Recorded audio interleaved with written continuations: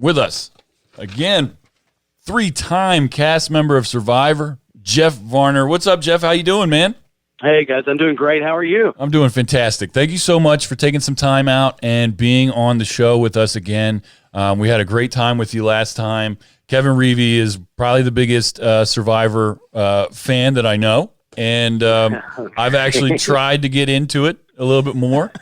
But this season has had a huge, big event that happened, and you have been making some commentary about it. Why don't you tell us a little bit about what's going on? Yeah, well, I'm just really, when I saw that episode on last Wednesday, I was really bothered at that black screen with white letters they put up that was so vague. It basically just left the viewer with the impression that they were getting rid of this guy because he's a serial predator and he did it again, and this time he did it with a producer or whatever. They just left the viewer with the impression that something so bad had happened, and the way that they have couched this guy is just crawling my back. I can't. Having gone through the Game Changers and seen the producer manipulation with that, the way they screwed the narrative all around and turned it into something worse than it actually was, seeing them do this with Dan has really just messed me up, And I can't help but come out and support him because I've been in his shoes. I'm the only one who's been in his shoes. I've already unpacked that bag. So here we are talking about the baggage that's inside of it, and we got another person that's having to carry it around, and it just really bothers me a great deal. And so I've gone and looked back at the footage. I've talked to people involved with this production, both in the cast and outside of the cast. I just feel like I have a really good idea what's going on, and it's bothering me. When I went through that Game Changer thing and the world was coming after me, I was hoping and praying there was somebody out there who was taking up for me. And because I've been there, I feel compelled to be that person for Dan. And as you can see by following my tweets and my Facebook messages, if you are, it's not pretty. It's not a good thing to support that guy in this Me Too environment. And so we can talk about that if you want, but that's the crux of what's going on right here. I know what happened to him on that boat that got him kicked off, and it's just bull. I don't know how colorful my language can actually be. You can say whatever you want. You can say whatever you want. Well, that was the one question. 100% horseshit. That was exactly the quote I was going to talk about. So regarding that, what happened. So what happened? Because I think, like you were saying, from my perspective, it is bullshit that at the end of the show. Yeah. I mean, I'm not saying I'm entitled to know what allegedly happened to this person, what went down, what their name is, all the details. But it does feel like if you're invested in a show and what happens to these contestants on this show, just fading to black and, putting those words up on the screen, that's not enough. So do you know what happened? Yes. And I've known what's happening as it was coming. I knew that moment was approaching. I didn't know when it was going to happen, but I knew it was coming, and I knew what happened. So I was watching intently to see how they were going to treat it. And then when that screen went up and made it look like he was pulling an intern out in the woods to sexually assault her, I was livid, because what that guy did, when you're on Survivor, your challenge field and your camp are on two different islands. So they back a boat up, and you come down and you walk through the water and you get up on a boat and you go down under the hull of the boat and you ride to your island, and you're elbow to elbow, really tight. So he steps out of the water and he slips, loses his balance, and grabs a producer's leg on the way down to catch his balance. That's what happened. Wow. And to see People magazine report the incident using sources from inside the production and say the same thing, I'm valid. I know what I'm talking about. And that's not a reason to remove him. That's an accident. There's something else at play here. I'm not quite sure what it is. And not to say that producer didn't feel violated. I don't know how he grabbed her. I don't know what else he might have hit on the way down. But I do know Dan, and I do know that this was not malicious. You know, it's not like he was walking toward the boat and saw the girl and was like, ooh, look, boobies, let's grab one. That's not who Dan is. That's not who he is. This whole person that they've crafted him into in this show is not who he is. And they're using some of the same tactics, in my opinion, that they used in Game Changers to change the narrative there. And if you want to walk through all of that, I can tell you through all of that. But that's how I feel about that moment. These are people. You know, this has gotten so out of hand. There are lives in the balance here. These are not actors. They're not paid to pretend like WWE. These are real people. They have spouses, partners, children, careers. They have businesses, which means they have other families with children and families that rely on them. All of this is so important. If we make an ass out of ourselves on TV, then that's fair game. Let them do it. But if we make an ass out of ourselves and the producers create a not exactly accurate narrative for drama or ratings or whatever, then that's a completely different animal. None of us sign up for that, and that's what I saw happening to him. Yeah, and you did a great job last time when you were on, you know, kind of giving us an idea of how they framed the show. And, you know, just talking to you changed the way I watched the show a little bit. I lost a little bit of respect for the process and how they do it. So what happened to you on Game Changers? I've heard you talk about this before, but could you tell our listeners what you dealt with, the difference of the reality at the time and what was shown on air? Okay, so that's a lot.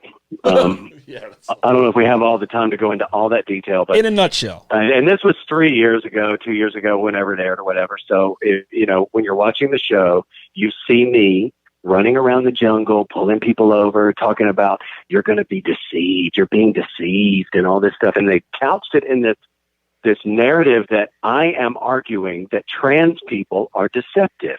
And I'm going to reveal tonight this thing that is deceiving you. And will you vote for me? And they say, yes. If I can show you you've been deceived, will they vote for me? Yes. I went to each one of these people. I found out that Zeke and two other people were in a secret alliance. And I needed those three remaining people to vote with me to keep me to stay. And I went to all of them. And I was like, exactly what I just said. You don't know. I didn't tell them exactly I wanted to save it for Tribal, so I didn't say there's a secret alliance. I was like, you're going to be deceived, and I'm going to show it to you. We get to Tribal, and there's all this stuff going on. I am arguing the whole deception alliance angle. I'm doing what I went there intending to do. Huge conversation goes on that they cut out of the show. When this show actually aired, all of those conversations I was having in the woods were not about what really was happening. It was about me plotting and planning about arguing that trans people are deceptive, and they created this whole narrative around me arguing that trans people are deceptive, and that is so far from what I was saying that night. In that Tribal, so much was said, they cut out every single good thing. That whole thing ended in this beautiful compassion that we were all forgiving and hugging and crying, and it just was this beautiful story, an end to a beautiful story that would have educated people and been great. But when it aired, here comes this asshole predator dude who's arguing that trans people are deceptive, and let me get out here and sock it to him because I'm going to out him and prove it. And there you are. You know, all of that was horrible, and it wasn't what really happened, and it was what really made the blowback on me awful, because the way they edited it really put me in a spot that made me just look like the devil, and people came for me, whereas they would have come for me anyway, but not as hard as they did, and it lasted longer, and it was more painful. It seemed engineered to punish me. I've seen producers play these games. I've been in television news for 15 to almost 20 years. I know how to edit something together so that you can make a point to put it in front of a viewer. So when I watched this show, having not only my news experience, but also having this 3 times on a Survivor Island, playing a game that I then had to go watch, I just can see it. And when I went back and looked back through this season, I saw so many things that bothered me so much. The way they cut things together, and they cover some things up when people talk, and the video doesn't match this. My experience with Game Changers empowers me to see this in a way the regular viewer can't. Right. And it also, I'm in these shoes. Nobody's ever been in these shoes but me until now. Right. Now it's Dan's turn. And so I am being for him the person I wish was out there for me when all of this was going on. I know Dan, this isn't who he is. He's not that dude. So to put him out there like that and to paint him like that is just egregious. It's horrible. And we can walk through the show and I can talk about individual moments that really help illustrate what I'm talking about. And I'd love to do that if you don't mind, so people don't think I'm just being emotional and talking. But absolutely. For the people who don't know what we're talking about with Dan, he was removed this past week for inappropriately touching a camera person. Prior to that, he was warned by Jeff and other people involved in the show about it because other contestants were talking about it, that he was touching them and things were inappropriate. But the question was raised whether or not it was a tactic in the game to kind of get people to turn on Dan. Am I describing it right? I tried to catch up. You are describing the narrative the producers put out there correctly. Right. But we know those narratives are storylines created for sexy TV, big drama, whatever. But there actually should be depictions of real people, and real people have consequences. If something controversial happens, somebody in the production office, I believe Jeff Probst, the host, thinks, wow, good story. Let's build on that, and then they run with it. Mm-hmm. And then the interviews they give you when you're out doing your confessionals to deliver the sound they need to create that storyline. They know how to speak around things and get you to say things. And then they go and they find video that help them craft that visual. And then they put it together in a way that has Jeff running out and doing press after it's over with, calling it riveting and compelling TV. Meanwhile, there's a human on the not knowing what is about to hit the air. There's a complete disconnect there for me in that situation. I don't know. I don't want to go too much into Jeff because I have a certain opinion about who he is.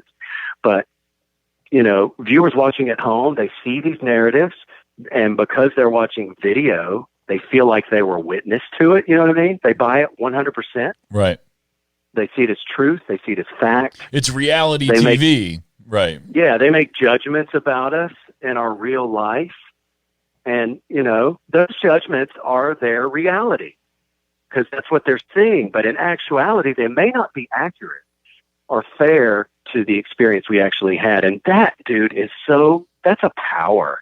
That's powerful. When you hold that kind of power to shape public opinion about who somebody is, that shit is dangerous in the wrong hands. And I think Jeff Probst is really insecure. He said in the New York Times himself that he has a deep-rooted insecurity to be viewed as a relevant storyteller. That's a big thing for him.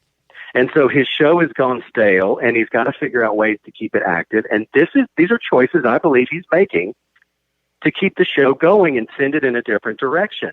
All these new social issues that are happening. Yeah. It's problematic for me. And watching the show back piece by piece and dissecting it and rewinding, and I've made notes about these things here.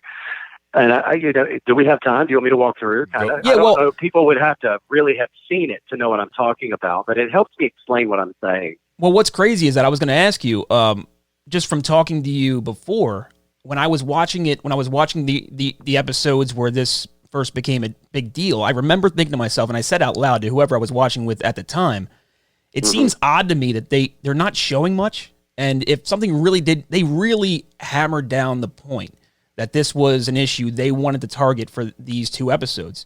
And I thought, I really wondered, why are they not showing more? If this is real, if they're putting this out there, then it's substantial, according to them, according to the show. Yeah. But they didn't show They don't much. have more. They don't have it. Right. It didn't happen. That's my whole point. They got cameras on you 24/7. I've been there 3 times. I know those cameras go. We used to try to have conversations away from the camera because we knew producers got involved. We spoke in code, or I did with certain people that we could speak to about the island. The island is talking to me. Guess what the island said? And that was our way of sharing what the producers were sharing with us in our confessionals so that we could figure out what the storyline was. It's so easy to do if you pay attention. But in talking about what happened on the show there, you know, I want to make a point if I can. Yeah. I want to do this from the perspective of what Dan did and Dan did only. I don't want, you know, not what viewers saw, what he did based on what we see. This guy's being vilified. He's being compared to Harvey Weinstein, right? It's awful. So I want to focus on, when I went back through it, I just wanted to focus specifically on what Dan did so that I could really get a handle on who he might be. And I just came away with some different situations here. I mean, in the early game, yes, Dan touches Kelly. He leans back, puts his head on her lap, and she's like, ooh, gross, you're sweaty, get off me. He rubs her neck. He asks her if she wants a massage. She says no, and he stops. And that's it. And then you see a whole bunch of talk among the girls about how he's pansy and he's uncomfortable and he makes me uncomfortable. I am not denigrating or invalidating any of what these girls felt. Okay. That's why I want to be clear. I'm coming from the perspective of what Dan did. I'm not talking about the girls. I'm not calling anybody a liar. Right. None of that stuff. But then in that same first episode, you see Kelly and Dan laying on the beach and they're having a great conversation. Kelly and Dan are aligned at this point. You can tell they're working on a relationship with each other. She's talking about how she knows his love language is touch and how it's not the case for her. She doesn't like to be touched. She's telling him point blank. She lets him know in that moment she doesn't like it. And we see him get it. We see him understand what she's saying. We see him learn from that conversation. The whole banter is very friendly. It's cordial, you know. And while they're having this conversation, all the confessionals are very creepy. They're talking about creepy Dan, creepy Dan, creepy Dan. But they're having this whole conversation, and that's it. She said stop. He said okay. Then episode 2, 3, 4, 5, 6, and 7, nothing. Dan did nothing. If he did, we didn't see it, and I think we would have seen it, don't you? Right. You know, I see a man who has learned his touchy lesson, and he is acting accordingly based on it. The problem is when they get to that merge episode. And in that merge episode, Dan is in an alliance with Janet and Lauren and Tommy and Kelly. She's actually in the alliance with Dan. They're alliance members. So Missy and Elizabeth are not in that alliance, and they have a plan. When you merge, you start trying to figure out who's on the bottom and what can you do, and you kick your plan into gear. They kicked into a whole nother gear. And from talking to people on the inside that I have, here's what I have learned has happened. Missy and Elizabeth were on their own. They came up with a plan. They wanted to vote out Kelly, and the plan was to vote her out, and they had to get other people to agree to vote her out. So they decided the best way to get Kelly out is to make her feel comfortable. They form a plan, and Missy hits to the beach and starts that plan. It was a huge mistake. You don't play with this stuff, but they chose to, and they did. Now, the show doesn't show you that strategizing.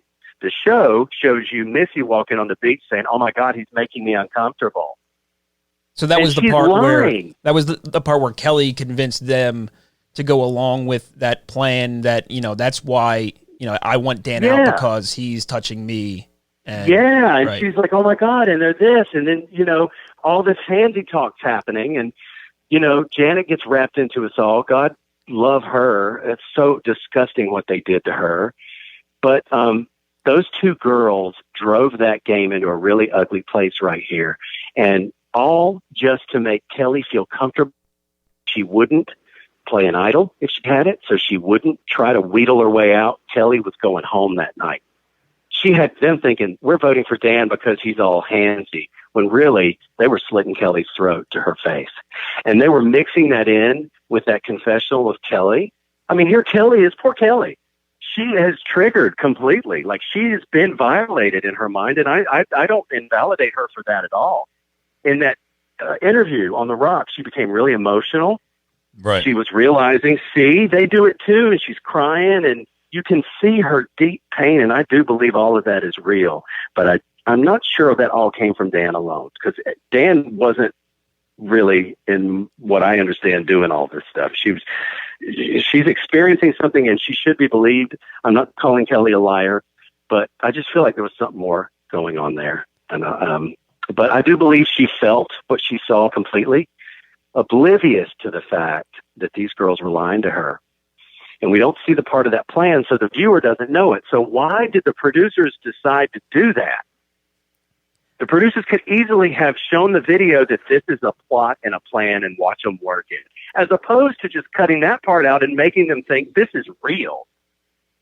And it is kind of funny. Do you see what I'm saying? Yeah, you wonder if the producers were nurturing this idea from the start, because as you set it up, you make really good points that, we have, this is a storybook right now. We have this set up from the beginning, the turning point right around, mid-season, around, episode 7 or 8. And now here we are, episode, 14 at the finale. Yeah. And last week they do the, the cut to black, Dan's out.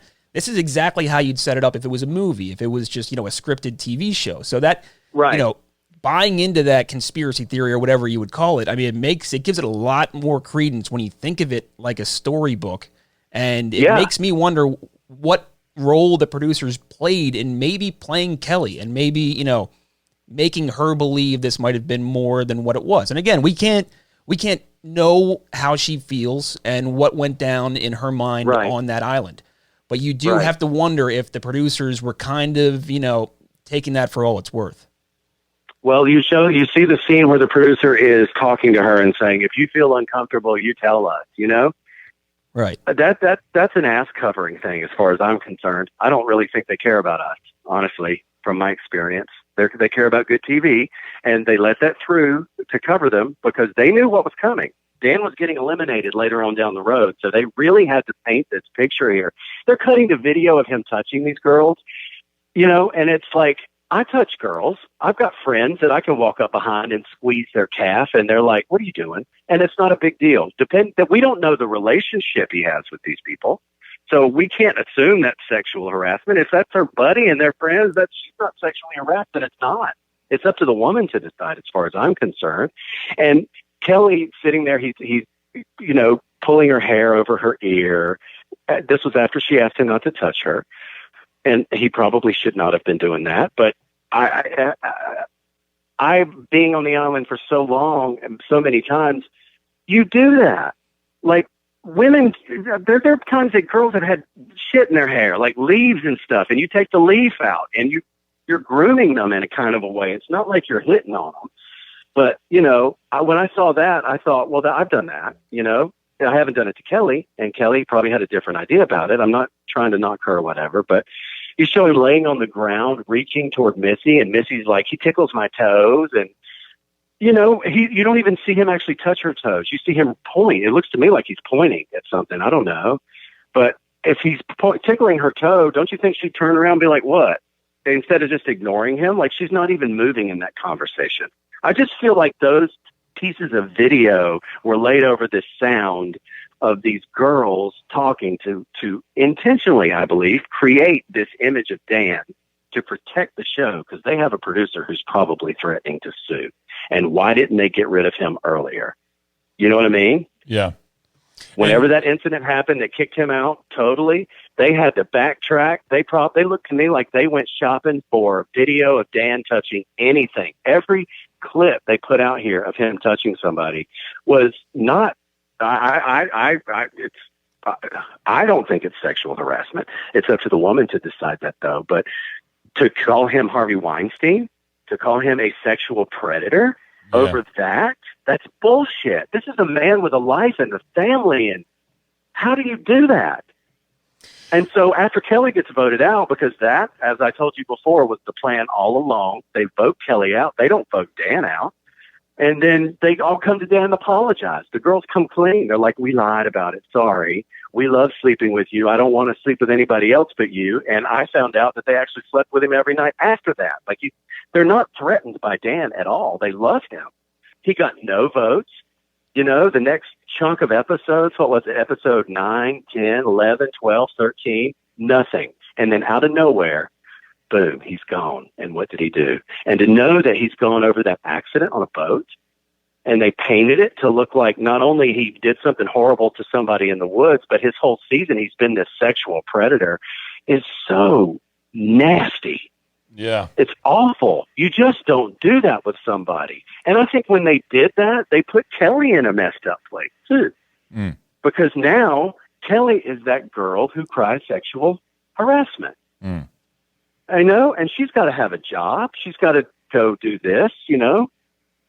I'm not saying, because people will fire off and say, you're not crediting Kelly, how dare you? And, you know, I'm not saying any of that. I'm just trying to share my experience of what happened in my show and what I know they did editing-wise in this one, because it's clear to me. Right. And it just does not equal treat this man like he's Harvey Weinstein, who is accused of raping about 20 women. You know what I'm saying? Right. Right. It's horrible. It's horrible what's happening, and I blame Jeff Probst. I blame producers completely. In an unprecedented move, now the reunion show will be pre-taped and not live, which has been always been live, correct? I'm not always live, and that's bullshit. The speculation on that is because people are going to voice their opinions on this particular matter. Yes. Yeah. Yes, the answer to that is yes. I'm saying that confidently because I've talked to enough people to know that there are so many people involved in this situation who are not happy with the way it was portrayed on TV. They're not happy with the way this production has screwed over Dan. They're not happy. And so they are going to say something. They intend to say something. Two people I understand are boycotting. They're not even showing up. And they can't risk that stuff getting out on live air. This is me 100% based on talking to people, my opinion, whatever. But I'm talking to the right people. I feel like I know. I know that every woman on that cast, and I don't. Maybe that's not true. A lot of women on that cast love Dan. Nora loves Dan. Elaine loves Dan. Missy loves Dan. Lauren loves Dan. Elizabeth loves Dan. They support him. I understand, without revealing who I'm talking to, that Dan has traveled to visit other contestants. He's spent time at their house. I know while they're in Los Angeles right now for this finale, a whole bunch of them was at his house last night. They are supporting Dan. They're with him 100%. And I'm learning from them that Kelly's on an island all by herself. And that's so unfortunate. This is what makes my heart hurt even more for her, because she literally felt what she was telling us she was feeling. And now she's in this position that really there's no win. There's no win here at all. And I feel so bad for her. Yeah. You know, so what are they going to do? She has to, what are they going to do? I don't know what they're going to do. I don't know how they're going to do it, but I know they don't get paid for 2 weeks after the finale, 2 or 3 weeks after the finale. So they probably are not going to act out. They're probably going to be as professional as they can. They probably, you know, this is going to be taped, so we're not going to see anything that is too threatening to Jeff Probst. He's not going to let that come through. Right. And so the only way we're going to know is from people talking about it and sharing. And once they can talk about it, they'll start talking about it more. And I think people are going to hear and understand exactly what really happened versus what you saw. And it's not going to be a good look for Probst. It's just not. This is not where Survivor needs to go. It needs to get the hell off the air if this is the direction they want to take it. Right. Because it's wrong. People don't want to see this shit. Yeah. Yeah. You know? Yeah. And the viewers are very clear about it right now. They don't want to see this crap. It's really crazy. So I don't know. I don't really know what's happening. I think the network, based on conversations I've had, is pissed off at Probst, honestly.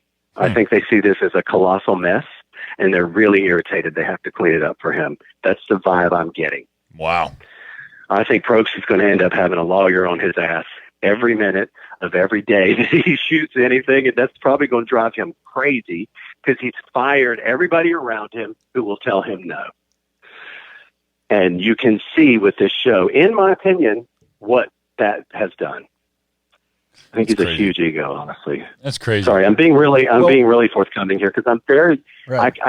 This appreciate it. Fucked my life in a major way, and I see them doing the same thing to Dan, and the content that he's having to deal with is 50 times worse.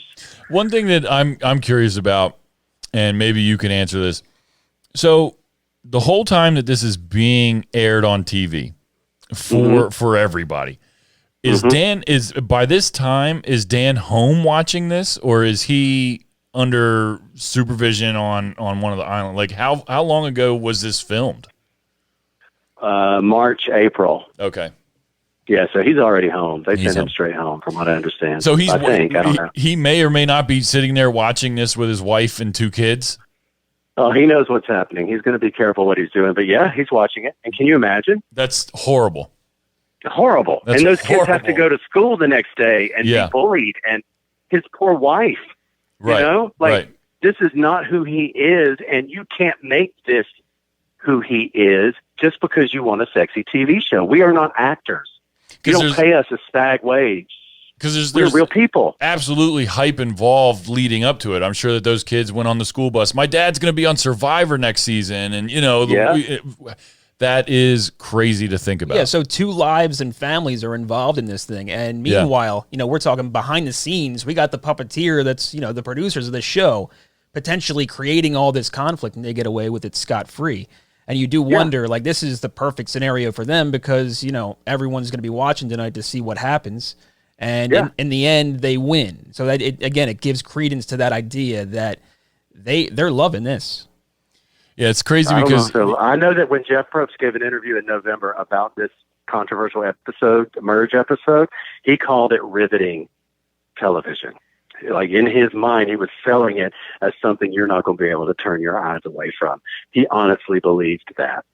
And that's crazy. Yeah, that's nuts. That just goes to show the disconnect between what's going on with him and the fact that he is just ruining a man's life and putting a woman in an incredibly difficult position. Yeah. And now Missy and Elizabeth, they've created a lie around it to get Kelly comfortable so they could vote her out. And now look at them. They cried wolf. They did it in the context of a game, but that's the reason people don't believe women half the time is because of that stuff. And that's horrible. Yeah. I'm not a woman. I shouldn't be talking about stuff like this. I mean, but that's why I'm trying to stay focused on my angle of what Dan actually did. And I don't see anything that justifies what he's going to have to wear the rest of his life. And it just breaks my heart. That's really interesting stuff. And the finale is tonight, so people can tune into that. What is amazing to me is you're not going to see Dan. They're not allowing him there. They're not even going to bring him in.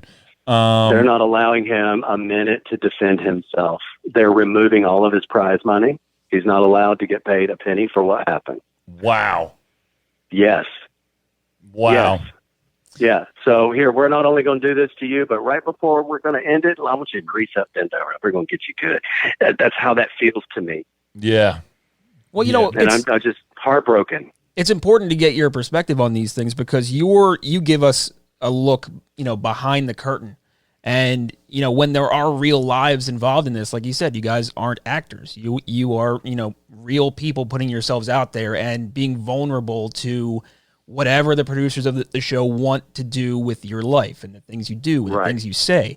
So it's important to know because without talking to you and, you know, hearing interviews that you've done in the past, you know, you were instrumental in giving me an idea. Oh man, what's really going on in these reality shows? You know, what's real, what's fake. And when there's more at stake now than there was, you know, back in season 1 and season 2, there's Twitter, there's Facebook, social media. Anyone with a keyboard can destroy someone's life. So I think it's important to know that what you're seeing is not always reality. Yeah, not at all. And he's not on social media, I don't think. He shouldn't be. He shouldn't be reading all this stuff. But the people are coming for me, man. I'm telling you. I'm saying what I'm saying, and I'm tweeting what I'm tweeting, and I don't care what anybody has to say. I am on a mission to help protect a guy who is now walking in the shoes that I had to walk in, and it's a horrific place to be. And how dare they put another person in this position? Well, you're fighting a good fight, man. I'm trying. I'm paying it forward because God, please don't let there be a third one, you know? And people online are really trying to turn everything I'm saying into that I don't believe Kelly and that Kelly is a liar and that women who lie should not, you know, women shouldn't be believed and all of this stuff. And that's so far from what I'm talking about. But they just have this agenda or they have lived experience with being a victim and it's tainting where they are, or they're just hateful. I don't know what it is, but I'll tell you this, ain't a single one of them getting to me. And I'm making sure that I am answering and responding to every single one of them. I'm up till 2:00 in the morning responding to every tweet and every Facebook message because it's important. I needed somebody like that for me, and I'm going to be that for him. Wow. Well, Jeff, that's incredible, man. Thank you so much for taking some time and being on our show. You can follow Jeff at Jeff Varner. That's Jeff, JEFFVARNER. V is in victory. V is in victory. Thank you so much, Jeff. We really appreciate you taking some time with us, man.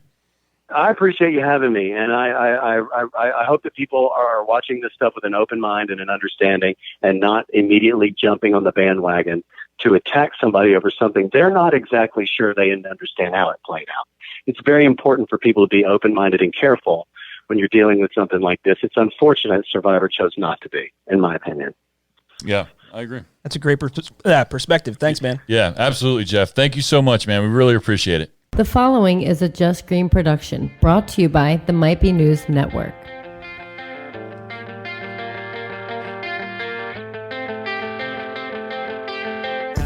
What's up, everybody? It's the season finale of Might Be Sports. It's the week of December 16th here at the Might Be News Network. With me, as always, Kevin Reevy. What's up, Reevy? What's going on? Hit us with the phrase that pays. What's up, CJ? I guess Reevy didn't win it. So, it's the season finale of Might Be Sports. Yes. I'm going to start the show out by thanking both of you for your efforts and everything that you've done this season. I've had a great time. I feel like this show is spectacular. We've covered a lot of things this season, and I can't wait to come back next season even crazier. We're going to have video next season, all that stuff. But seriously, thank you guys very much for doing this with me. You guys do a fantastic job. We're going to have virtual reality. We're going to have 4D. We're working on 5D is not a thing yet. But we're going to be on, what's 4D, by the way? 4D is when you, that's when you're in the theater and it's 3D and they also like throw like water at you. Yeah. And all that Yeah. stuff. Is that what that is? Sensory, yeah. So it's 5D. How many Ds are there? There's a lot of D's. How many Ds is too many Ds? That sounds like a question for Travis Knight. I think when there's not a hole left, that's when there's too many. We have Ryan Spader's going to call in here in a little bit. Before that, we do that. I guess we should just jump right into guess the spreads and clickbait and all that stuff. I guess before we do that, though, are the Eagles back? Let me just ask that question. Are the Eagles back? Are the Eagles going to beat the Cowboys this weekend? I don't think they are going to. Me But neither. I mean, it's weird because we always talk about how things are so reactionary and how fan bases, large and small. I always kind of thought leading up to this game, if both teams won last weekend, that the Cowboys fans would be pessimistic about their team winning this week against Philly, and Philly fans would be pessimistic about their team winning against the Cowboys. But the Cowboys won so convincingly, and the Eagles just kind of squeaked by. I wonder if that 1 week, if Cowboys fans are now back on the bandwagon.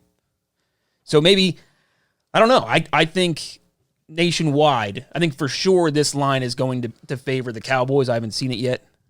I think it's for sure going to favor the Cowboys. The fact that the game's in Philly makes a difference. But you can't deny that Dallas has one of the best offenses in the league statistically. And, if they have something going right now, if they finally figured it out, who's to say? The Rams haven't actually been all that impressive all year. So No, they haven't. they were on a little bit of a roll, but what does it really mean in the grand scheme of things for their season?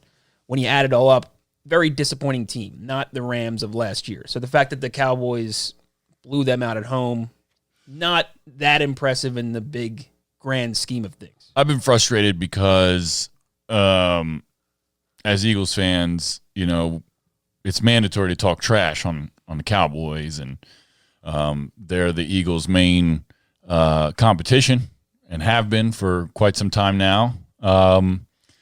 It's frustrating to hear Eagles fans saying, "Oh, yeah, the Cowboys haven't beaten anybody. They lose to all these good teams, and they haven't beaten any good teams." And I'm sitting here and I'm like, guys, the Eagles really, really, really came really close to losing to the Giants and the Redskins, who are literally competing not for a playoff spot, but for the first round, for the first draft pick. It's bad. It's bad for business. And I don't get a good feeling about it. I'm glad that they won the past couple weeks. But I'm still in the boat where I would rather watch the shitty-ass Dallas Cowboys get smashed in the first round of the playoffs than to sit here and watch the Eagles get smashed in the first round of the playoffs. That's crazy. That's just how I feel. No, I'm like tired of watching this team. I don't know. I think the Dallas fans wrote him off because usually you get obnoxious. Well, They've been quiet. I get obnoxious texts from Travis personally. Yeah. Aside from all the stuff he puts on, he's been quiet. So I think that Cowboys Nation is quiet too because they know it's just a shitty situation for everyone involved. For everyone involved. And I mean, that's not to say that I wouldn't be excited if the Eagles made the play. Like they're on a little winning streak right now. That's how momentum's built. That is a necessary thing going into the playoffs. I understand and recognize that, that's the situation. I don't have any faith in this coaching staff. I have zero.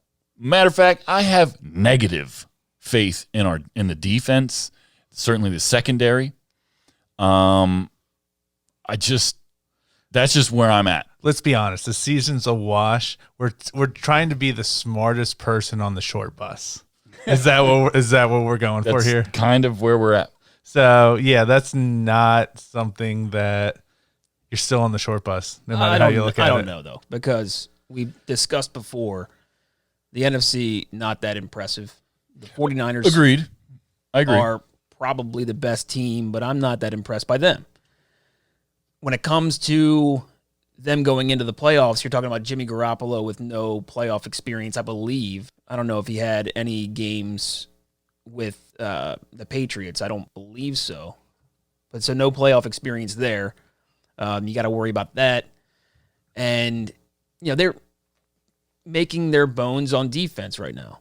So that's the kind of team I want to go up against.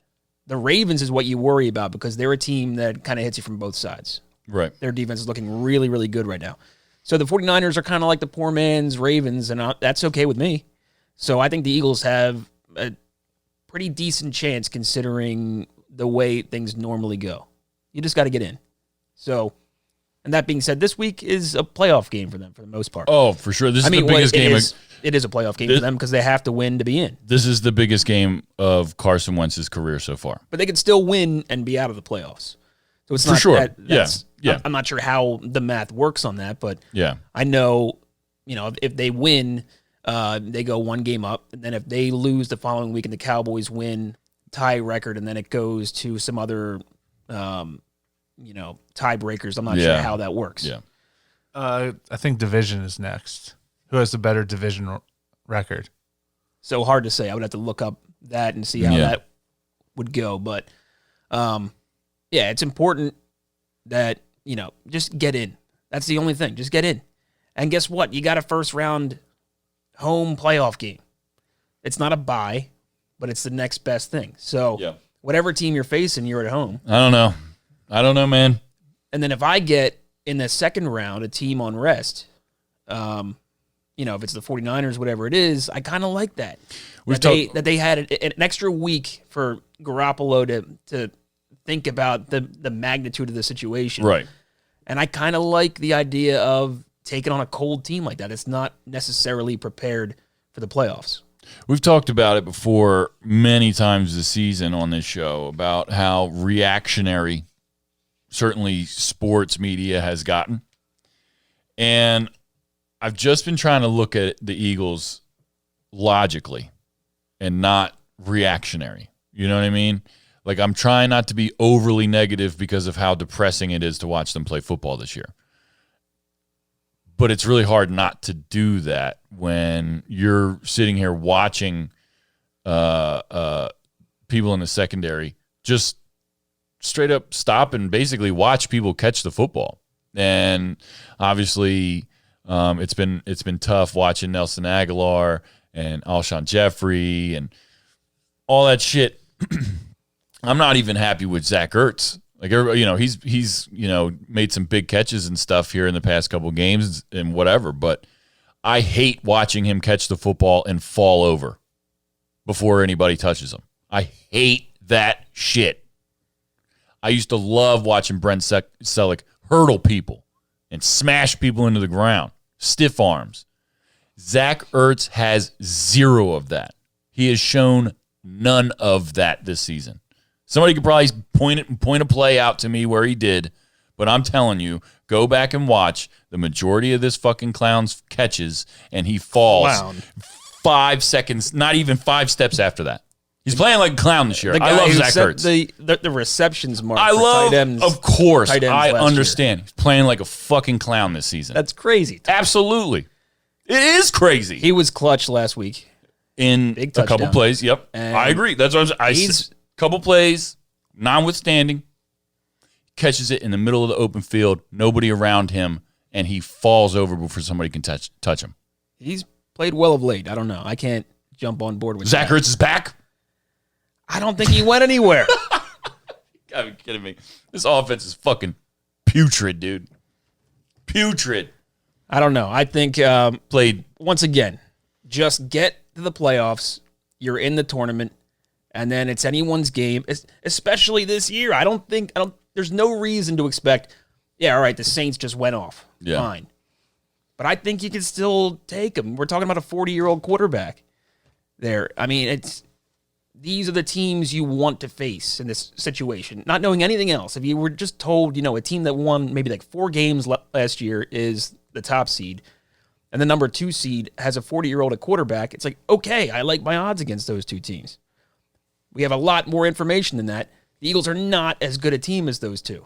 But on any given Sunday, I like the odds this year than any other year to be a bottom seed. So it looks good to me. You just got to win this week, which, by the way, I don't think they're going to do. Right. Yeah. Let's get Ryan Spader on the phone, and we'll do guess the spreads after. With us on the line, Ryan Spader from the acespader.com. What's up, dude? How you doing, man? I'm doing great, gentlemen. I really appreciate you guys having me on. Dude, we haven't. It's been a while. You said, it's been a little bit, and I'm feeling a little neglected. Maybe you don't love me anymore. I actually love you very much, and I think about you. I want to get you on the show as often as I possibly can. And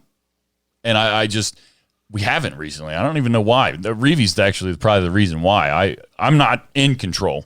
Actually, we're talking to you on my phone, but Reevy doesn't bring you up very much. Well, I don't think Reevy likes you very much. Every week, Taylor says, why can't we talk to Ryan? And I'm like, I want to talk to people in sports, like, people from Survivor and, that kind of thing, because, we don't have enough Survivor talk. I don't know. Show. I don't know how you watch it. I don't know how you watch it. I made Taylor watch 2 episodes of Survivor this weekend. Yeah. And he wasn't happy, and I don't understand why, because it's the fourth best sport in North America right now. Hockey is a close 5th. It's getting there. They might pull ahead, but as of right now, Survivor's in the lead. At least hockey players hit each other. Well, Survivor, depending on what happened last week, the whole Me Too thing, you don't know. But we digress. Ryan, what have you been up to, man? I know that baseball season's obviously over. What does the greatest baseball mind in America do when there is no baseball? Oh gosh, I don't. You're gonna have to get them on the phone. I don't know. But me personally, though, we got Hall of Fame season going right now. Kevin and I ran a special for the book. We got that going on. It's actually kind of funny because Kev made sure to overnight one of the cases that he sent me, and then sent the other one regular. And you pay like 300% to overnight it, and both of them arrived at the same time. So we wasted a shit ton of money. But I don't think it was a waste, though, because I was talking about it, and I think because we sent the one expedited, the other one just went with it. They're like, shoot, if we got to send these 2 20-pound cases, they might as well go together. So I think if we would have done the regular snail mail version of that, they both would have arrived on Thursday. So I think we made the right call. But other than that, we got the Hall of Fame stuff going, and been trying to advocate for a couple guys.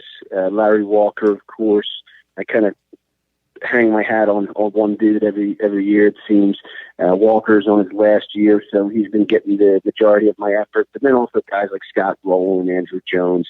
I'd like to advocate for guys like Barry Bonds and Roger Clemens, but the fact of the matter is you're not going to change people's minds when they've made them up because of the whole PED nonsense. And there's a whole conversation to be had about that, because the fact of the matter is there's a ton of guys in the Hall of Fame who've used PEDs or who have, there's evidence that they used them, even guys like Pud Galvin, who played in the 1800s, and Babe Ruth, who, of course, one of the greatest sluggers of all time, using sheep testicles for testosterone boost.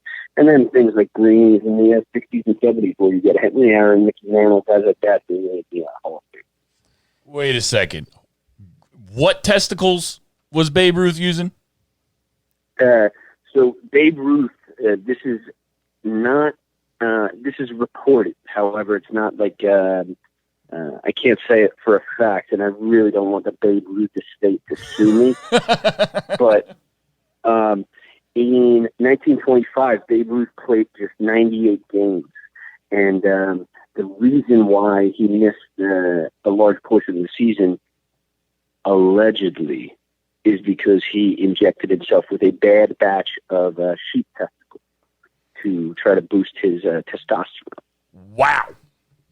I've never heard of anything remotely close to anything like that. That's wild. Yeah, I mean, I've always gotten good batches, but I have a good supplier. So I've never actually heard of a bad batch. I'm with you on that. I happen to know for a fact that Kevin Reavy is a preeminent user of, I don't even know if I used that a connoisseur, you'd say?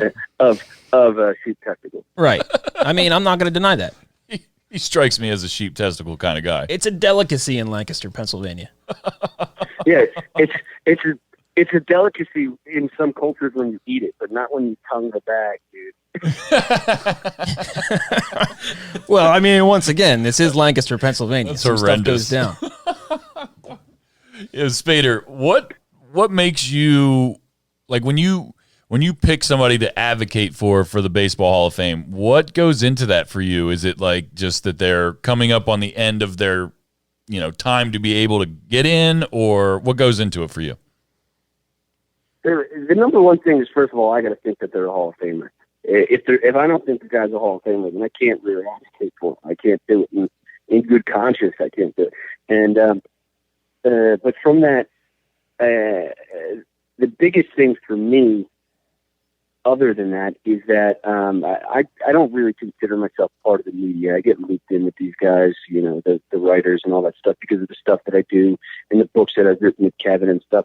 I don't consider myself a media person. I consider myself a baseball player. I'm a ball player. I just freaking suck at it, So I had to figure out another way to be a part of the game. And for me, it's been through numbers and through writing and stuff.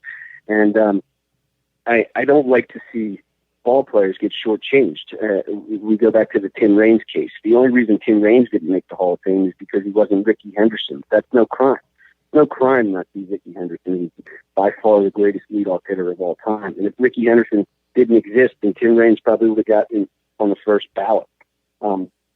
Edgar Martinez, he couldn't get in because he was a designated hitter, which is nonsense. Baseball made that a position in 1973. It's part of the game. I despise the designated hitter.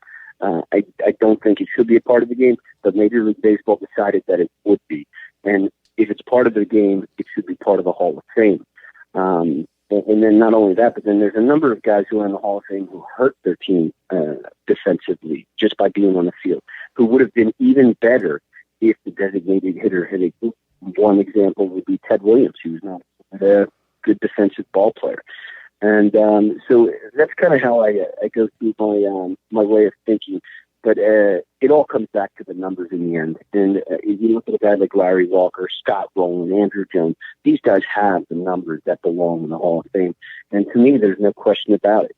A little issue I ran into is at times it seems like certain voters don't care for the work that I'm doing, and they will change their votes because one very, very prominent writer sent me a probably 4,000-word message about how I'm garnering unfair votes for players, and for that reason, he took away his vote from a particular individual to try to level the playing field a bit. It's nonsense. This is BBWAA playing God, gatekeeper, in my opinion, and that's not what it's about. This is the Baseball Hall of Fame. It's for the baseball players. It's not for the baseball writers. Yeah, that's that guy's pride fucking with him a little bit, and his ego getting a little too large for his britches, I think, because at the end of the day, if he thinks his word is worth a damn on Twitter and his opinion is worth something and his vote is worth something, then, what makes that any more valuable than anybody else, besides the fact that his vote actually counts? If you're going to go out there and try to advocate for someone, so be it. Free speech. It's all you don't actually get to change someone's vote. You don't actually get to go in there and fill out a ballot. So if you change someone's vote, great. Who cares? Or if you don't, same thing. Doesn't matter. But, speaking of which, you... Go ahead. Yeah, just on that, though, I got to give a lot of these guys credit, too, though, because it's really only a few that spoil it for everybody. And the fact of the matter is it only takes 1 out of 4 to be a dick and mess it up for everybody, because they need 75%. But there's been a number of guys who are voters who I've spoken to who like straight up told me, they're like, hey, I changed my mind on so-and-so because of what you did on him. And, I appreciate the info every year because you really helped me with filling out my ballot. And there's a lot of good dudes out there who are BBWAA members. But then, again, it doesn't take the majority of that group to spoil it. It's a small minority. Yeah, I think what comes through, too, is that you're strong with your opinion, and you're throwing stats out there, and you are making a clear-cut case.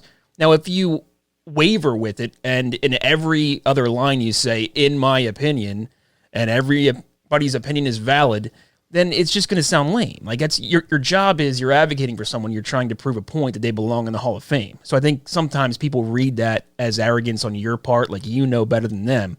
But that's just the way you advocate. You can't be on the fence, or else you are not going to be... Your point is totally disproven on principle. If that makes sense. It makes perfect sense. And you're right. I think that part of the biggest problem is they're so hard. There's so many who are so hard up about their opinion. And it's funny because I talk to so many ball players, and they always get ticked off that that these writers, their job is to criticize every little thing about baseball players, how they perform their job. And then for some reason, their work is beyond reproach. As soon as you question something that they say or question an opinion that they hold, they get all defensive and get upset. And that's something that I've seen a lot of. I've been blocked by BBWAA members for simply sending them a tweet asking if they would engage in civil discourse regarding their opinion on a single player. And that's ridiculous to me. That is ridiculous. When I see your tweets, it's stats over opinions 100% of the time. You throw undeniable numbers out there. Taylor, are you saying that facts don't care about feelings? Stop. I'm John Feinstein. That's what he said. No, I would feel like your input on this process should be valued over just about anybody because of the kind of work that you're doing. And to think otherwise, I think is just crazy.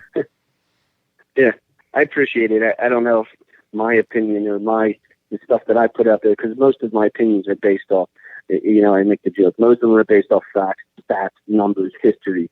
It's just real.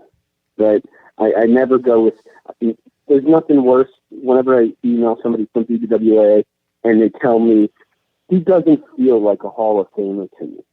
I stop responding because I'm not going to get anywhere with you. Yeah. I don't fit. It's a terrible way to view it.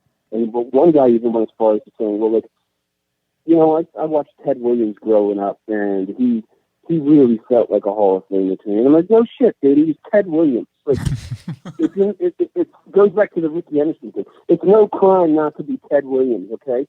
If Ted Williams was the standard for the Hall of Fame, there'd be 4 people in it. That makes sense. And, speaking of, all right, so players, that's the thing you were real famous for last year. You have the players ballot. You give a voice to former players that don't have an actual vote for the Hall of Fame. And it's a great read because they give analysis on their picks. They don't just, check a box. They give you reasons for why they are, choosing a specific player. So are you doing that again? Do you have guys that have filled out ballots? And if so, how are you going to be releasing that? Is it going to be the same scale as last year? Yeah, we already got 20 of them out. I'm expecting quite a few more. I think I sent 125 total out. Last year, we only got 41 responses. I think I sent like 90 to 100 last year. But one of the cooler things for me is when a guy reaches out to me and he's like, hey, I see the thing you're doing. I really appreciate it. I was wondering if you would mind if I put my vote in. And one of the cooler ones this year was the great Manny Sandia of the Pittsburgh Pirates, who I one time drank red wine with after the Pirates game. Funny story there. But he really made me laugh with his comments because you mentioned the comments. He commented, so a part of what I do for this is, would you vote for Pete Rose, Shoeless Joe Jackson? And this year I included Dick Allen. And Manny Sandia said on Pete Rose, he said, Pete has the numbers to be in the Baseball Hall of Fame. Charlie Hustle, absolutely, right? And then he said on Dick Allen, yes, Dick Allen's numbers prove he belongs. He was the most powerful right-handed batter in history. And then my favorite was, he said on Shoeless Joe Jackson, yes, he belongs in the Hall of Fame. Shoeless Joe didn't throw any games. Fake news. Well, I would just say, in my opinion, I would say Gary Sheffield, most powerful right-handed bat in Major League history, but I see both sides of the argument, and Gary Sheffield on the ballot potentially getting in this year. Do you think he will? Yeah, well, I don't think he'll get in this year, but St. Dean did vote for Sheffield, too, so there you go. Your line is fading out again, but I think we got everything we needed. We got the wisdom of the great Ryan Spader, who there was somebody on Twitter today who put out one of those dumb brackets, and we'll talk about this. I should do a Reevy rant on this, where these bracket things don't make any goddamn sense. Like, oh, you rank the best ice creams, chocolate against some bullshit rainbow fudge. And it's like, well, there's no chance the rainbow fudge is going to win the damn bracket. Doesn't make sense. But long story short, they made one of like the best baseball Twitters out there, and some glaring omissions, like, of course, Ryan Spader. I didn't see a Jason Stark on there. Plenty of odd names left out, and number one, of course, the great Ace of Spader. AceofSpader.com. I don't care about that. It's some dude is $1,500. What the hell's the difference? Whatever. And the funny thing is, so many people are responding, and they're like, "This is irrelevant. The Ace of Spader is not on there." Like, it's really, it's kind of funny, and it's nice to see that people support the stuff that I do. But I got to say, I'm not hanging up this phone until I at least get one random player from one of you guys to just drop something on it. That was our game. You want to play the Spader game? The Spader game. All right. I got one ready for you because the Phillies just signed him, and I don't know anything about Didi Gregorius. Oh, you know what? I don't even have to look this up. I'm going to think. Didi Gregorius is the only shortstop in Yankees history to hit at least 25 home runs in a season, and he did so twice. Wow. Didi Gregorius. The Phillies signed the greatest shortstop in Yankees history. That's crazy. That might be true. There's an overrated guy behind him, but, wasn't that great defensively. Ryan Spader, thank you so much for being on the show with us, man. We really appreciate it, dude. All right. Love you guys. I appreciate it. Hey, also, real quick, congratulations on the shout-out from Ben Shapiro, man. That's fantastic for you, dude. Yeah, that was pretty cool, huh? That's really, really cool, man. I'm really proud of both of you guys. You guys do really great work, and I really appreciate you having on. I can't wait to have you back on in season 3, man. All right. Take it easy, brother. Thanks, man. See ya. Bye. We'll just roll on with it. What do you I love that he's doing all this stuff with the Baseball Hall of Fame. And I think that, I mean, just reading your guys' book, seeing his tweets, it's clear to me how much the game of baseball means to him and to you. But as far as the Hall of Fame goes, I mean, I think that speaks, you know, that should speak to everybody, right? As far as like the people that vote, the just the way that he feels about it is, it's important. Because like you said, it's about the players. It's not about the writers. It's not about opinions. It's about stats. It's about how people played the game. Yeah, and I think, like we said, it all comes down to, at the end of the day, there's a lot of guys, mostly old school guys, that have, you know, fragile egos and, you know, just, I think they're also just very insecure, and they exist in that space on Twitter, but they don't want to accept other people that do. So they see Twitter as a way to get themselves out there as a promotional tool. Mm-hmm. But there's a lot of people out there that use, you know, Twitter. I mean, you could make this example across the board. There's, you know, YouTube stars that maybe stand-up comedians don't respect because they're not doing it the way, you know, quote unquote, the traditional way to make it as a comedian. Right. So you have a lot of that on Twitter where a guy like Ryan, that's where he, you know, built up his reputation from Twitter. But at the end of the day, like, if you're putting in the work, you're putting in the work. And when the results speak for themselves, and they do. And by the way, you know, Ryan put out a book, and one of the best baseball books in the country. So, you know, he's also doing it somewhat the traditional way as well, and killing it at that. So I think sometimes, usually, again, the old school guys, they get upset when he seems to, you know, kind of, I guess, invade what they think is their territory. And like, he doesn't have the right. And I've dealt with this. He's dealt with this. You know, we were making a joke, you know, John Feinstein. I have no problem with saying John Feinstein's kind of a dickhead. And, you know, he went on, and it's going to sound personal because it is. He blocked me, but he's one of those guys. I will never respect these kind of guys that right before they block you, they give you a long soliloquy of how you've earned your block. Now, what a jackass thing to do. Can you imagine that in real life?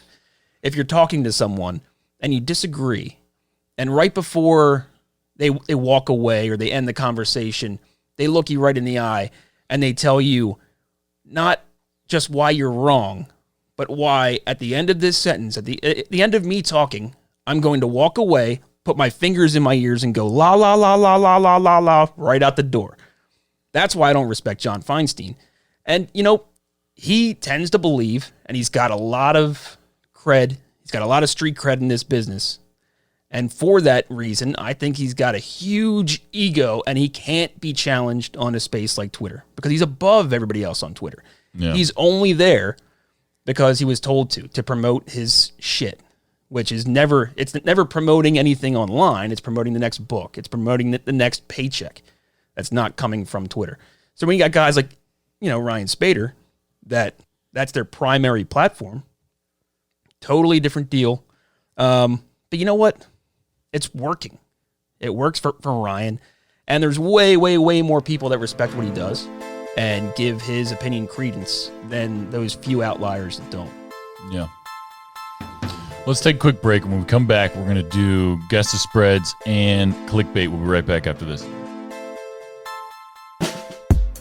Hey, it's Jackie from Relatable Radio. I want to talk to you guys about Eunomia CBD. This stuff is great, and it helps with my stress and my aches and pains. I've tried everything I can get my hands on, from the gummies, pills, droppers, drink enhancers, and they're all fantastic, and they work. Holidays are coming up. Give the gift of Eunomia CBD. It's 100% THC-free, nano-amplified, and third-party lab tested. You can find them at eunomiacbd.com. That's EUNOMIACBD.com. Use promo code MBN and you'll get 20% off, plus free shipping, plus free stuff. They're giving exclusive stuff just to the MBN listeners. So what do you have to lose? Go to eunomiacbd.com today. Must be 18 or older to purchase. Hey guys, it's Amy from Relatable Radio. Check out my Etsy shop, Aim for Home, for all your home decor needs. Lots of seasonal items and giftable things as well. Lots of new products coming soon. I also take custom orders, so send me a message on Etsy at etsy.com/shop/aim for home, all one word, or my Facebook at Etsy Aim for Home. Aim for Home, helping make your house your home.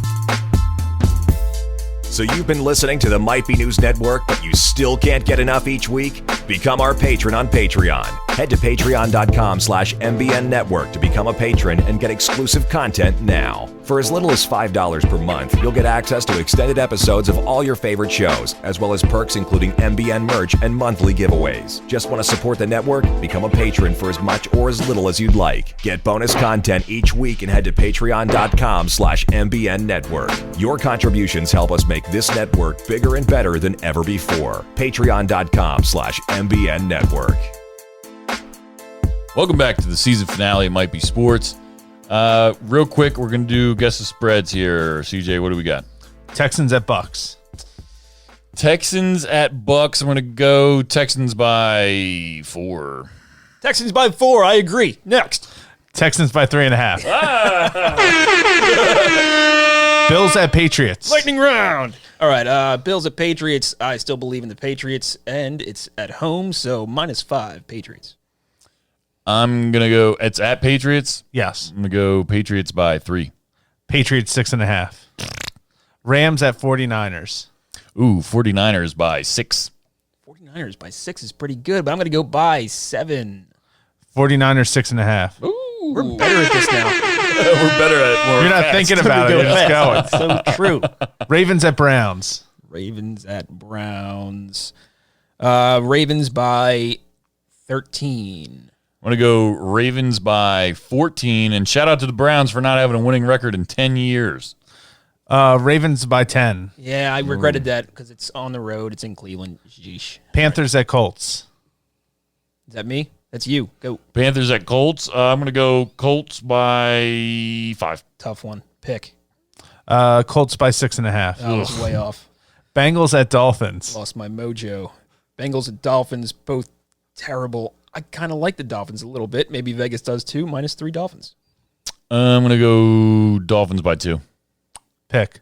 Oh, I was going to do that too. That's my move. Jags at Falcons. Is that me? Yes. Jags at Falcons. I'm going to go, oh, God. This is a joke. This is a pick 'em. Yeah, I'll go -2. Falcons. Falcons -7. What? Wow, that seems weird. That's crazy. Saints at Titans. Okay, Saints look really good. 29-30 for Drew Brees. Impressive. Saints by, who are they playing again? Titans. Saints by 9. No, this is at Tennessee, right? Yes. Tennessee.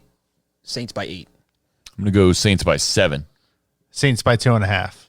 That's unrealistic. You know, the Titans are okay now. Yeah, they're Makes not. sense. They're Forgot. Giants Trash. at Redskins. Giants at Redskins. Wow, shit bowl.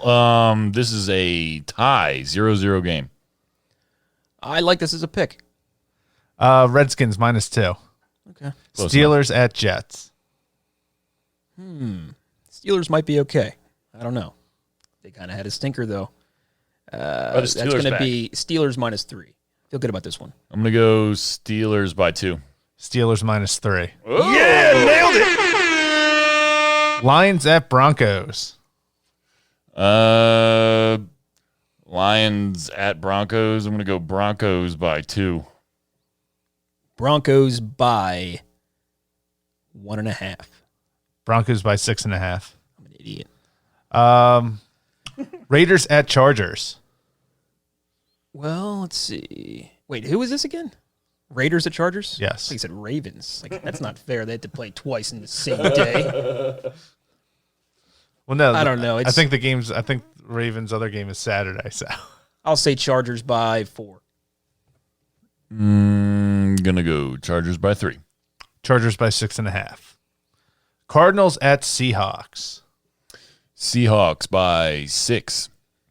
Seahawks by 9. Seahawks by 9. Yeah. Feast or famine for me today. Finishing off strong. Cowboys at Eagles. Yikes. I don't know what it is, but I feel like it's going to be, at this point, Cowboys by 4. Yeah. I'm going to go Cowboys by 5. Cowboys by 3. Wow. That was going to be my first instinct. I backed it up 1. I think it'll be 4 by game time, though. We'll see. Chiefs at Bears. Chiefs at Bears. I'm going to go Chiefs by 7. That's a good guess. I'm going to go 1 up, 8. Chiefs by 8. Chiefs by 4.5. Wow. I kind of love that game. Yeah. To bet. Packers at Vikings. Still love the Vikings. It's at home. Close. I don't know. I'm going to say -1 Vikings. I'll go Vikings by 3. Vikings by 4.5. Wow. Is that it?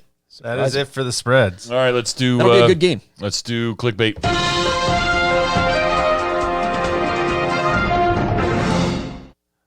Seattle Seahawks rack up $17,000 bill at rookie dinner, steaks and booze. The Seahawks did that? Yeah. What is a rookie dinner? So the rookies have to buy everyone. Oh, it's like hazing. I'm not impressed. Yeah. I think they could do better. They could do better than that.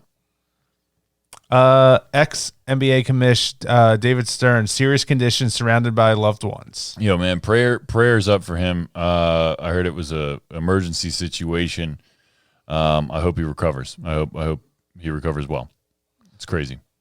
Babe Ruth home run bet fetches $1 million at Epic Auction.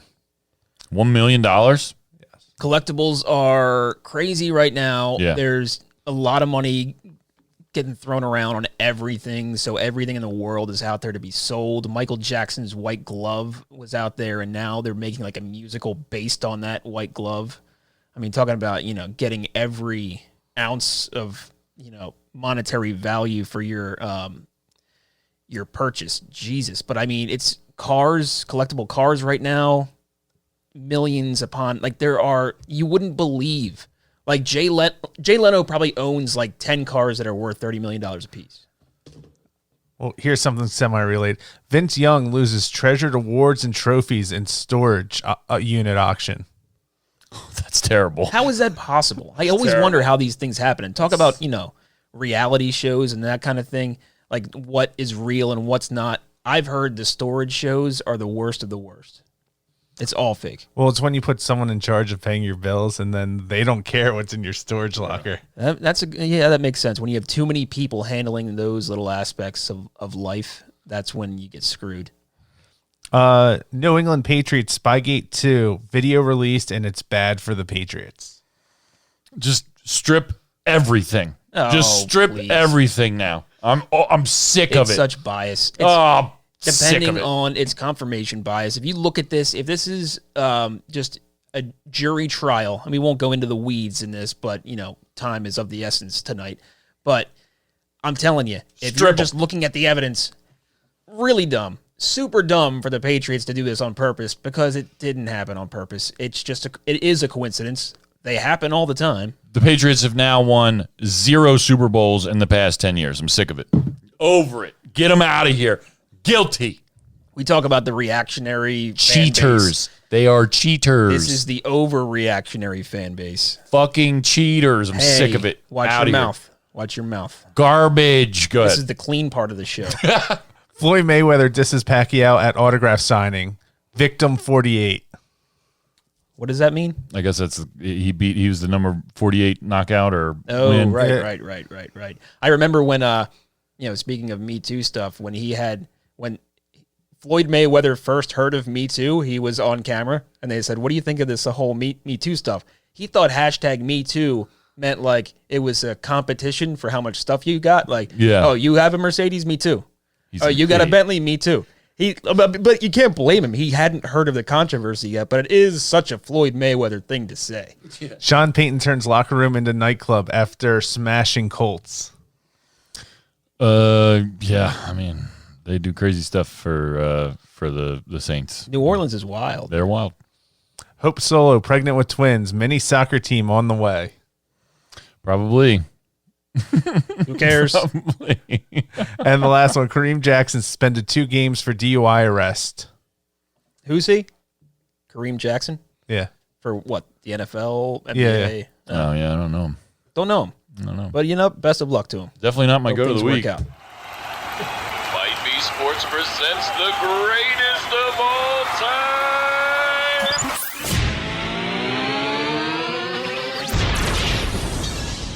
Of the week. All right, season finale, go to the week style.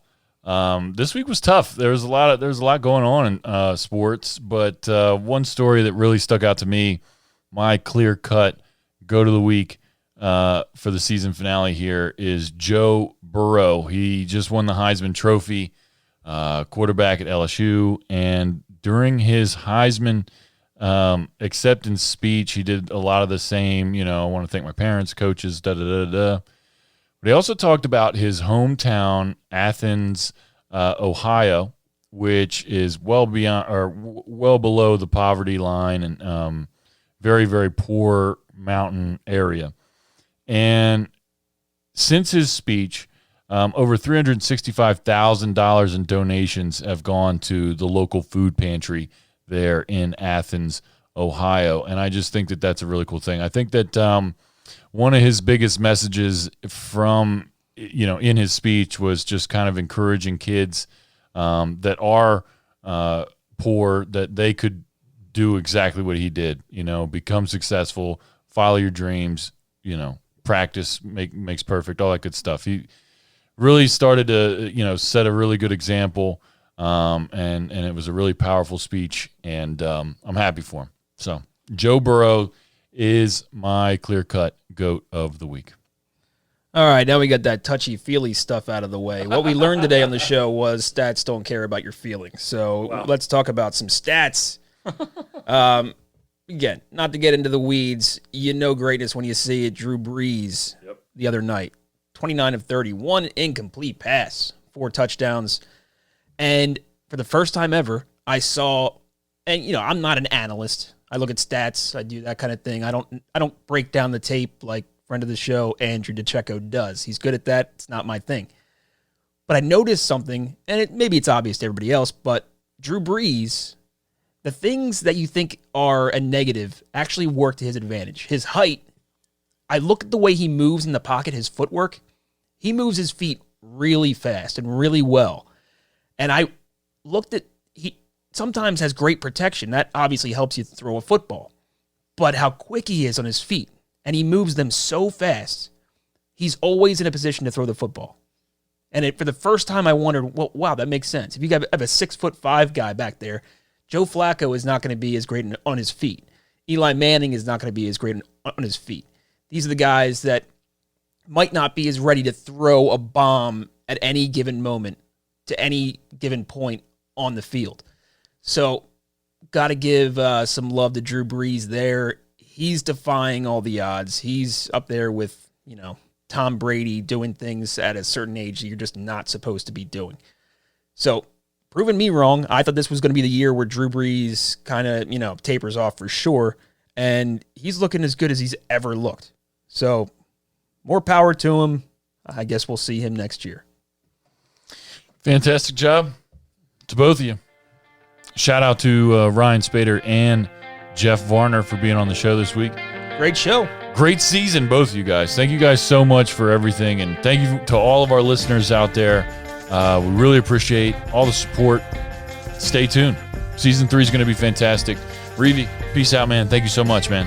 Can't wait to see you next season right here on Cooper the Dude. CJ, thank you so much for everything you do, man. Yep. See you guys later. See you guys next season. Peace out.